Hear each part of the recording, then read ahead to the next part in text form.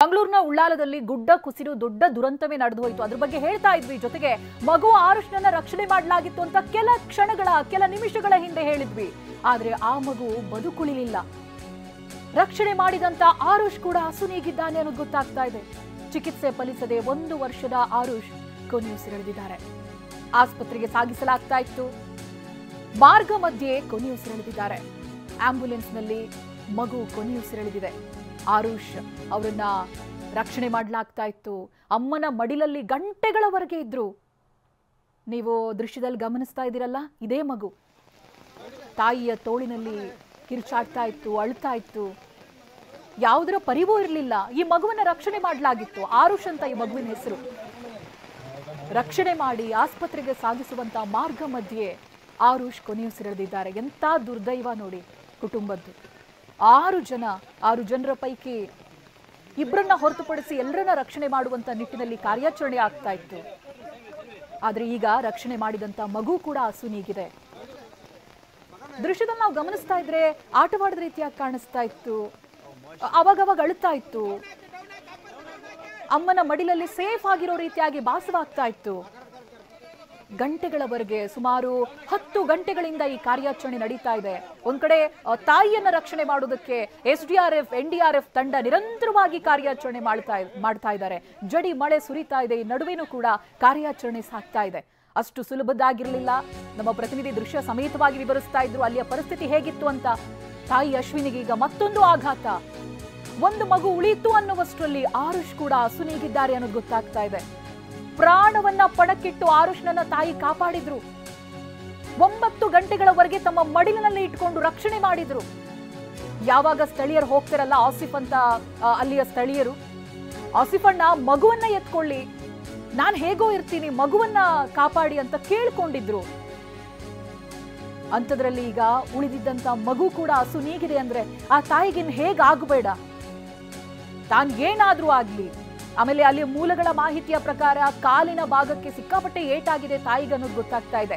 ಸ್ಲ್ಯಾಬ್ಗಳು ಕಾಲಿನ ಮೇಲೆ ಬಿದ್ದು ರಕ್ತಸ್ರಾವವಾಗಿರುವಂತ ಸಾಧ್ಯತೆ ಕೂಡ ಇದೆ ಅಂತ ಹೇಳಲಾಗ್ತಾ ಇದೆ.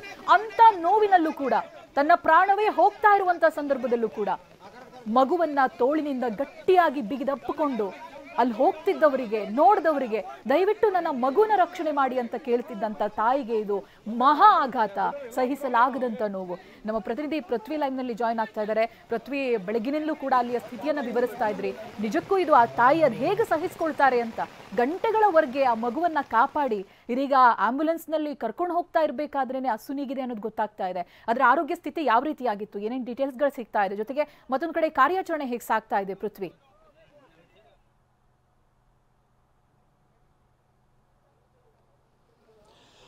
ಖಂಡಿತ ಚೈತ್ರ, ಮಗು ವಿಚಾರ ಹೇಳೋದಕ್ಕಿಂತ ಮೊದಲು ಕಾರ್ಯಾಚರಣೆದು ಒಂದು ಸ್ವಲ್ಪ ಹೇಳ್ಬಿಡ್ತೀನಿ. ಇಲ್ಲಿ ನೋಡ್ಬೋದಾಗಿದೆ ಇನ್ನೊಂದು ಮೃತದೇಹವನ್ನು ಈಗ ಹೊರ ತೆಗೆದಿದ್ದಾರೆ. ಅಲ್ಲಿ ನೋಡ್ಬೋದಾಗಿದೆ ಅವರ ಅಜ್ಜಿ, ಅಂದರೆ ಏನು ಒಂದು ಅಲ್ಲಿ ಕಾಂತಪ್ಪ ಪೂಜಾರಿ ಅವರ ಪತ್ನಿ ಏನಿದ್ರು, ಅವರು ಆರಂಭಿಕ ಹಂತದಲ್ಲೇ ಮೃತಪಟ್ಟಿದ್ರು.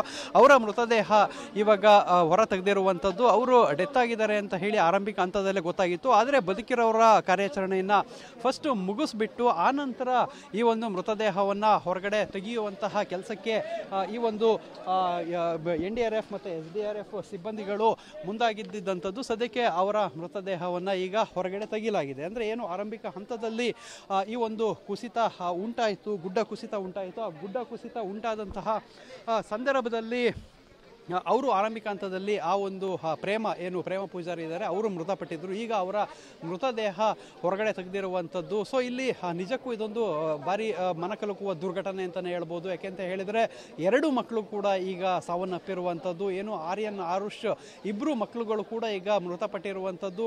ಮೊದಲ ಮಗ ಆತ ಏನು ಇಲ್ಲೇ ಸ್ಥಳದಲ್ಲೇ ಮೃತಪಟ್ಟಿದ್ರೆ, ಇನ್ನೇನು 9 ಗಂಟೆಗಳ ಕಾಲ ಜೀವವನ್ನು ಕೈಯಲ್ಲಿ ಕಾಪಾಡಿದಂತಹ ತಾಯಿ ತನ್ನ 2ನೇ ಮಗುವನ್ನು ಕೂಡ ಬದುಕಿಸ್ಲಿಕ್ಕೆ ಎಲ್ಲ ರೀತಿಯ ಪ್ರಯತ್ನವನ್ನ ಪಟ್ಟಿದ್ರು. ಸೊ ಸದ್ಯಕ್ಕೆ ಆ ಒಂದು 2ನೇ ಮಗು ಈಗ ಮಾರ್ಗ ಮಧ್ಯೆ, ಅಂದರೆ ಆಂಬ್ಯುಲೆನ್ಸ್ ಮಾರ್ಗ ಮಧ್ಯೆ ಈಗ ಸಾವನ್ನಪ್ಪಿರುವಂಥದ್ದು. ಇಲ್ಲಿ ದೃಶ್ಯಾವಳಿಗಳಲ್ಲಿ ನೋಡ್ಬೋದಾಗಿದೆ. ಈ ಒಂದು ಪ್ರದೇಶದಲ್ಲಿ ತಾಯಿ ಮಗು ಇಬ್ಬರು ಕೂಡ ಸಿಲುಕಿಕೊಂಡಿದ್ರು. ತಾಯಿ ಮಗು ಇಬ್ಬರು ಸಿಲುಕಿಕೊಂಡು ಇಲ್ಲಿ ಒದ್ದಾಡ್ತಾ ಇದ್ದಿದ್ದಂತಹ ದೃಶ್ಯಾವಳಿಗಳು ಕೂಡ ಕಂಡು ಬರ್ತಾ ಇತ್ತು. ಸದ್ಯಕ್ಕೆ ಈ ಒಂದು ಈ ಒಂದು ಪ್ರದೇಶದಲ್ಲಿ ಏನು ಸಾಕಷ್ಟು ರಕ್ಷಣಾ ಕಾರ್ಯಾಚರಣೆಗಳು ನಡೀತಾ ಇತ್ತು. ಸೊ ಈಗ ಸದ್ಯಕ್ಕೆ ಇಬ್ಬರನ್ನು ಕೂಡ ಈಗ ಇಬ್ಬರು ಕೂಡ ಮೃತಪಟ್ಟಿರುವಂಥದ್ದನ್ನು ನಾವು ಅದರ ವಿಚಾರ ಈಗ ತಿಳಿದು ಬಂದಿರೋವಂಥದ್ದು. ಅಂದರೆ ಎರಡು ಮಕ್ಕಳುಗಳನ್ನು ಕೂಡ ಈಗ ಇವರು ಕಳ್ಕೊಂಡಿದ್ದಾರೆ. ಅಂದರೆ ತಾಯಿ ಏನು ಅಶ್ವಿನಿ ತನ್ನ ಎರಡನೇ ಮಗುವನ್ನು ತನ್ನ ಮಡಿಲಲ್ಲಿ ಇಟ್ಕೊಂಡು 9 ಗಂಟೆಗಳ ಕಾಲ ಸೇಫ್ ಮಾಡಿದ್ರು. ಸೊ ಏನು ಕೊನೆ ಕ್ಷಣದಲ್ಲಿ ಆತನ ಪಲ್ಸ್ ರೇಟ್ ಕೂಡ ಕಡಿಮೆ ಆಗ್ತಾ ಇತ್ತು, ಪ್ರಜ್ಞೆ ತಪ್ಪುವಂಥ ಹಂತಕ್ಕೂ ಕೂಡ ಆ ಒಂದು ಮಗು ಹೋಗಿತ್ತು.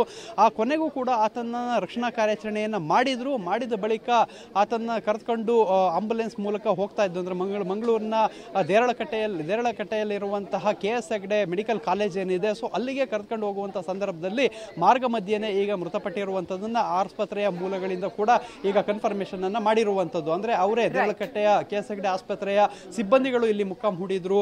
ರಕ್ಷಣಾ ಕಾರ್ಯದ ಜೊತೆಗೆ ಇಲ್ಲಿ ನಡ್ಕೊಂಡು ಬಂದು ಅವ್ರನ್ನ ಕರ್ಕೊಂಡು ಹೋಗುವಂಥ ಸಂದರ್ಭದಲ್ಲಿ ಈಗ ಮಾರ್ಗ ಮಧ್ಯೆ ಮೃತಪಟ್ಟಿರೋ ಮಾಹಿತಿ ಸಿಕ್ಕಿರುವಂಥದ್ದು.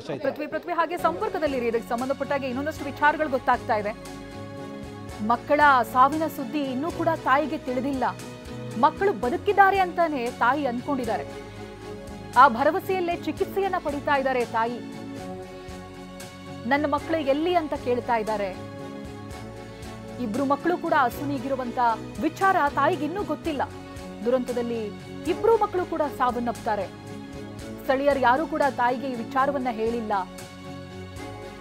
ಆಘಾತ ಆಗಬಹುದು, ಅವರ ಆರೋಗ್ಯದ ಮೇಲೂ ಕೂಡ ಪರಿಣಾಮ ಬೀರಬಹುದು ಅನ್ನುವಂಥ ಉದ್ದೇಶ. ಯಾಕೆಂತ ಹೇಳಿದ್ರೆ ಅಂತ ನೋವಲ್ಲೂ ಕೂಡ ಮಕ್ಕಳನ್ನ ಬಿಗಿದಪ್ಪಿಕೊಳ್ತಾರೆ. ತನ್ನ ತೋಳಲ್ಲಿ ಅವರನ್ನ ರಕ್ಷಣೆ ಮಾಡೋ ಪ್ರಯತ್ನ ಮಾಡ್ತಾರೆ. ಗಂಟೆಗಳವರೆಗೆ ಬಂದವರ ಹತ್ರ ಎಲ್ಲ ಅಂಗಲಾಚಿದ್ದಾರೆ. ಮಗುನ ರಕ್ಷಣೆ ಮಾಡಿ, ಮಗುನ ಕರ್ಕೊಳ್ಳಿ, ಸ್ವಲ್ಪ ಜಾಗ ಮಾಡಿಕೊಡಿ ಅನ್ನೋದಾಗಿ. ಬಟ್ ಅದು ಯಾವುದು ಕೂಡ ಸಾಧ್ಯವಾಗಿಲ್ಲ. 9-10 ಗಂಟೆಗಳ ನಂತರದಲ್ಲಿ ಆರುಷ್ ಆ ತೋಳಲ್ಲಿ, ಆ ತಾಯಿಯ ತೋಳಲ್ಲಿರುವಂಥ ಮಗು ಕೈ ಆಡಿಸ್ತಾ ಇದೆಯಲ್ಲ, ಆ ಮಗುವಿನ ಹೆಸರು ಆರುಷ್. ಅವರನ್ನ ರಕ್ಷಣೆ ಮಾಡಲಾಗುತ್ತೆ. ಬಟ್ ಆಂಬ್ಯುಲೆನ್ಸ್ನಲ್ಲಿ ಆಸ್ಪತ್ರೆಗೆ ಕರ್ಕೊಂಡು ಹೋಗುವಂಥ ಮಾರ್ಗ ಮಧ್ಯೆ ಆರುಷ್ ಅಸುನೀಗ್ತಾರೆ. ಇದು ಯಾವ ವಿಚಾರವೂ ಕೂಡ ತಾಯಿಗೆ ಗೊತ್ತಿಲ್ಲ. ತಾಯಿಗೆ ಚಿಕಿತ್ಸೆಯನ್ನ ಮುಂದುವರಿಸಲಾಗ್ತಾ ಇದೆ. ಆದರೆ ತನ್ನ ಮಕ್ಕಳು ಇಲ್ಲ ಅನ್ನುವಂಥ ವಿಚಾರ ಗೊತ್ತಿಲ್ಲ. ಅವರ ತಾಯಿಯನ್ನ ರಕ್ಷಣೆ ಮಾಡಿದಂಥ ಸಂದರ್ಭದ ದೃಶ್ಯಗಳನ್ನ ಮತ್ತೊಂದು ಕಡೆಯಲ್ಲಿ ನೀವು ಗಮನಿಸಬಹುದು.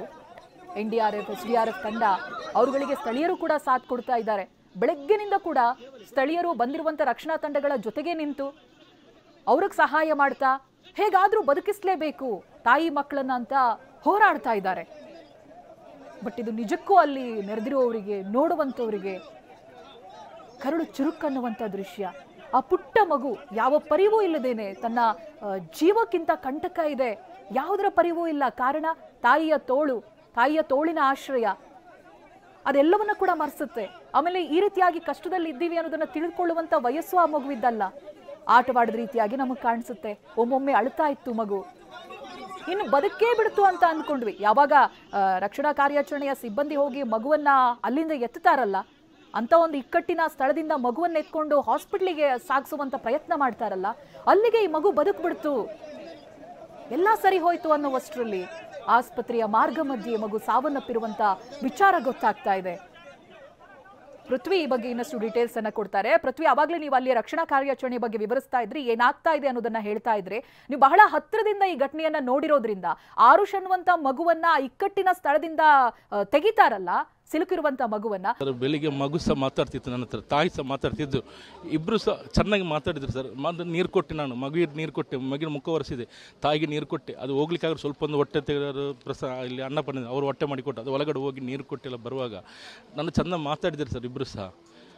ಇವತ್ತು ತೆಗೆಯುವಾಗ ಹುಷಾರಿದ್ರು. ಮತ್ತೆ ಇಲ್ಲಿ ಹೇಳ್ತಾ ಇದ್ದಾರೆ ಅವರು ಮಗು ಕ್ರಿಟಿಕಲ್ ಅಂತ ಹೇಳ್ತಿದ್ದಾರೆ, ಮತ್ತು ತಾಯಿ ಸಹ ಕ್ರಿಟಿಕಲ್ ಅಂತ ಹೇಳ್ತಿದ್ದಾರೆ ಸರ್. ತುಂಬ ಕಷ್ಟಪಟ್ಟು ಸರ್, ತುಂಬ ಬದುಕು ಟ್ರೈ ಮಾಡಿದ್ವಿ, ಎಲ್ಲರೂ ಟ್ರೈ ಮಾಡಿದ್ರು ಸರ್, ಇಲ್ಲಿ ಎಲ್ಲರೂ ಸೇರಿ. ಆದರೆ ಗೊತ್ತಿಲ್ಲ ಸರ್ ಏನಾಯ್ತು, ದೇವರ ವಿದ್ಯೆ ತಿಳ್ಬೇಕಷ್ಟು. ಬೆಳಿಗ್ಗೆ 6 ಗಂಟೆಗೆ ಬಂದೆ ಸರ್, 6 ಗಂಟೆಯಿಂದ ಇಷ್ಟರವರೆಗೆ ಬದುಕಲಿ ಅಂತ ಪ್ರಯತ್ನ ಪಟ್ಟೆ ಸರ್, ಆಗಿಲ್ಲ. ಹೌದು ಆಸಿಫ್ ಅವರೇ, ದುರ್ವಿಧಿ. ಎರಡು ಆ ಮಗು ಪ್ರಯತ್ನ ಪಟ್ಟು ಹೊರಗೆ ತೆಗೆದಿದ್ರೆ, ಆದರೆ ಮಾರ್ಗ ಮಧ್ಯೆ ಹೋಗುವಂಥ ಸಂದರ್ಭದಲ್ಲಿ ತೀರ್ಕೊಂಡಿದ್ದ ಮಾಹಿತಿ ಕೂಡ ಸಿಗ್ತಾ ಇರುವಂಥದ್ದು. ಸೊ ಭಾರಿ ಬೇಜಾರಿನ ವಿಚಾರ. ನೀವು ಕೂಡ ಬೆಳಗ್ಗೆ ಆ ತಾಯಿ ಮಗನ ಜೀವಂತವಾಗಿ ನೋಡಿದ್ರಿ, ತಾಯಿಗೆ ಏನೋ ತೊಂದರೆ ಇಲ್ಲ, ತಾಯಿ ಆರಾಮಾಗಿದ್ದಾರೆ, ಆದರೆ ಮಗು ಈ ರೀತಿ ಆಗಿರೋಂಥದ್ದು. ಸೊ ಲಾಸ್ಟ್ ಮೂಮೆಂಟಲ್ಲೇ ಮಗು ತೆಗಿಯೋಂಥ ಸಂದರ್ಭದಲ್ಲಿ ಹೇಗೆ ಉಸಿರಾಡ್ತಾ ಇತ್ತು ಮಗು? ಉಸಿರಾಡ್ತಿತ್ತು, ಕರೆಕ್ಟ್ ಇತ್ತು ಮಗು. ಮತ್ತು ಒಳಗಡೆ ಏನೋ NDRF ಏನೋ ಪ್ರಾಬ್ಲಮ್ ಏನಾಗಿಲ್ಲ, ಬಟ್ ಅವರ ಸೌಂಡಿಂದ ಏನೋ ಮಗುವಿಗೆ, ಚಿಕ್ಕ ಮಗು ಅಲ್ಲ ಸರ್, ಇನ್ನೂ 2 ವರ್ಷ ಪೂರ್ತಿಯಾಗಿಲ್ಲ ಮಗುವಿಗೆ.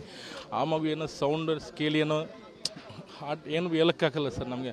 ಬಟ್ ಮಗು ಏನು ಇರುತ್ತೆ, ಮಗು ಅದು ಒಳಗಡೆ ಇರುವಾಗ ಹೊರಗಡೆ ಬರಲಿಕ್ಕೆ 2 ವರ್ಷ ಮಗು ಅದನ್ನು ದಿಂಬನ್ನು ಹಿಡ್ಕೊಂಡು ಪುಷ್ತಾ ಉಂಟು, ನಾವು ಹೊರಗಡೆ ಬರ್ತೀನಿ ಬಟ್ ತಾಯಿಯಲ್ಲಿತ್ತು ನನ್ನನ್ನು ಬಿಡು ಅವ್ನ ಮಗುವನ್ನು ತಗೊಂಡು ಹೋಗು ಅಂತ ಹೇಳಿದರು. ಬಟ್ ಅನ್ಸ್ಪೆಕ್ಟ್ ಆಗಲಿ, ತಾಯಿಯ ಕಾಲಿನ ಒಳಗಡೆ ಮಗು ಉಂಟು, 2 ಮಗುವನ್ನು ಸೇಫಲ್ಲಿ ನೋಡುವಾಗ ತಾಯಿ ಹಗ್ ಮಾಡಿ ಥರ ಉಂಟು ಅದರಲ್ಲಿ.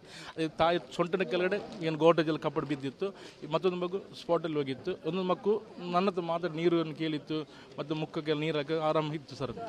ಮತ್ತು ನಕ್ಕು ಹೋಗ್ತಾ ಇತ್ತು, ಸಾಕಷ್ಟು ಪ್ರಯತ್ನ ಪಟ್ಟು ಹೊರಗಡೆ ಬರಲಿಕ್ಕೆ. ಅನ್ಫೋರ್ಚುನೇಟ್ ಏನೇ ಇಲ್ಲ ಕೇಳಕ್ಕೆ ನಮ್ಮಿಂದ. ಸೊ ಈಗ ಅಲ್ಲಿ ಒಳಗಡೆ ಇದ್ದಂಥ ಸಂದರ್ಭದಲ್ಲಿ ಆ ಮಗುಗೆ ಅಂದರೆ ಉಸಿರಾಟ ಅಂದರೆ ಆಕ್ಸಿಜನ್ ಕೂಡ ಕೊಟ್ಟಿದ್ದಂಥದ್ದು, ಮತ್ತು ಮಗುಗೆ ಏನಾದರೂ ಪೆಟ್ಟು ಬಿದ್ದಿತ್ತಾ, ಮಗು ಮೇಲೆ ಏನಾದರೂ ಬಿದ್ದಿತ್ತಾ ಹಿಂಗೆ ಅಂತೇಳಿ? ಯಾಕೆಂದರೆ ಮಾರ್ಗ ಮಧ್ಯೆ ಹೋಗಿ ಸಾವನ್ನಪ್ಪ ಅಂದರೆ 9 ಗಂಟೆಗಳ ಕಾಲ ಆ ಮಗು ಬದುಕಿತ್ತು. ಹೌದು ಸರ್, ಬದುಕಿತ್ತು. ಬಟ್ ಏನೋ ಗೊತ್ತಿಲ್ಲ, ಇಲ್ಲಿ ಸೌಂಡ್ ಕೇಳ್ತಿರೋ ಸಂದರ್ಭಕ್ಕೆ ಉಸಿರಾಡೋ ತೊಂದರೆ ಬರುವಾಗ immediately Vikram sir net doctor excellent work ಮಾಡಿ, ವಿಕ್ರಮ್ ಸರ್ ಮತ್ತೊಂದು ಲೇಡಿ ಡಾಕ್ಟರ್ ಮತ್ತು ವಿನೋದ್ ಡಾಕ್ಟರ್ 3 ಡಾಕ್ಟರ್ ಬಂದು ಆ ಸಮಯದಲ್ಲಿ ಬಂದು ತುಂಬ ಟ್ರೈ ಮಾಡಿದ್ರು ಸರ್, ತುಂಬ ಟ್ರೈ ಮಾಡಿದ್ದು. ಬಟ್ ವಿಧಿಯನ್ನು ಕೇಳೋಕ್ಕಾಗಲ್ಲ, ತುಂಬ ಟ್ರೈ ಮಾಡಿದ್ದು. ಮತ್ತು ದಮ್ ಕಟ್ತಿತ್ತು, ಯಾಕಂದರೆ ಅಲ್ಲಿ ಕ್ಲೌಡ್ ಇತ್ತು, ಮತ್ತು ಹವಾನಿಯಂತ್ರಣ ಕಡಿಮೆ ಇತ್ತು, ಎಲ್ಲ ಪ್ರಾಬ್ಲಮ್ ಇರುವಾಗ ಆ ಚಿಕ್ಕ ಮಗು ಇನ್ನೂ ಸಹ 2 ವರ್ಷ ಆಗಲಿಲ್ಲ ಮಗುವಿಗೆ.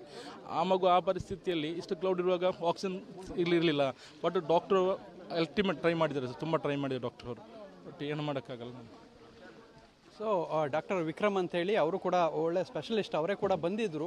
ಬಂದು ಅವರೆಲ್ಲ ನೋಡುವಂಥ ಸಂದರ್ಭದಲ್ಲೂ ಕೂಡ ಆ ಮಗುನ ಈಗ ಬದುಕಿಸ್ಲಿಕ್ಕೆ ಆಗಿಲ್ಲ. ಯಾಕೆಂತ ಹೇಳಿದರೆ ತೀರಾ ಸಫೋಕೇಶನ್ ಇತ್ತು ಅಲ್ಲಿ ಚೈತ್ರ ಒಳಗಡೆ, ಉಸಿರಾಟಕ್ಕೂ ಕೂಡ ಸಮಸ್ಯೆ ಆಗ್ತಾ ಇತ್ತು. ಸೊ ಮಗು ಅಂದರೆ 1-1.5-2 ವರ್ಷದ ಮಗು ಆ 9 ಗಂಟೆಗಳ ಕಾಲ ಜೀವ ಉಳಿಸ್ಕೊಂಡಿರೋದೇ ಹೆಚ್ಚು. ತಾಯಿ ಕೂಡ ತುಂಬ ಪ್ರಯತ್ನವನ್ನು ಪಟ್ಟಿದ್ರು, ಆದರೆ ಕೊನೆ ಕ್ಷಣದಲ್ಲಿ ಮಗು ಈಗ ಡೆತ್ ಆಗಿರುವಂಥದ್ದು, ಆಸ್ಪತ್ರೆಗೆ ಸಾಗಾಟ ಮಾಡೋ ವಿಚಾರದಲ್ಲಿ ಆಗ ಅಲ್ಲಿ ಡೆತ್ ಆಗಿರುವಂಥದ್ದು ಚೈತ್ರ. ಸದ್ಯಕ್ಕೆ ಎಲ್ರಿಗೂ ಇಲ್ಲಿ ಸಾಕಷ್ಟು ಬೇಜಾರಿದೆ, ನೋವಿದೆ. ಯಾಕೆಂತ ಹೇಳಿದ್ರೆ ಬೆಳಗ್ಗೆಯಿಂದ ಆ ತಾಯಿ ಮಗನ ನೋಡಿದಂಥವ್ರು, ಅವ್ರ ಜೊತೆ ಮಾತಾಡಿದಂಥವ್ರು ಈಗ ತುಂಬ ದುಃಖ ತಪ್ತವರಾಗಿರುವಂಥದ್ದು ಚೈತ್ರ. ಓಕೆ, ಥ್ಯಾಂಕ್ ಯು ಪೃಥ್ವಿ ಮಾಹಿತಿಗಾಗಿ.